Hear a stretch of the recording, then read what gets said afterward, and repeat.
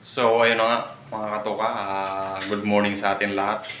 So, for today's video is ituturo ko sa inyo ang technique sa pag-align ng ating mga cabinet, pag-align ng pinto ng ating cabinet. So, let's go.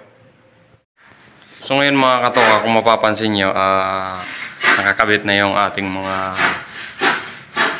cabinet. Ayan, yung overhead cabinet. So, naikabit na rin natin yung mga pinto niya. So, bali ngayon.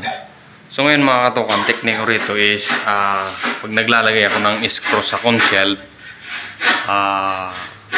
kailangan dito lang muna sa bandang yung butas oblong. So, yung butas oval. So, kung mapapansin nyo, ang cone shelf hinges is may butas na bilog tsaka oval.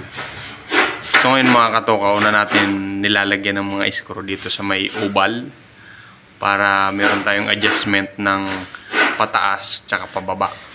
So kung mapapansin nyo, lahat yan naka-screw sa bandang butas na hugis oval. Yan. So bali hindi ko muna siya dito ini-screw sa may bilog. So ngayon mga katoka, bago natin yan i-screw, bago natin punuan yan, kailangan naka-align na yung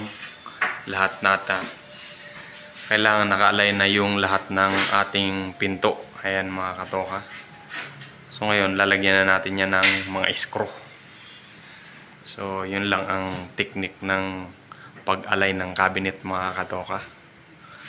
Ayan. So ayun lamang. Mga katoka. Thank you for watching. Please like, share, and subscribe.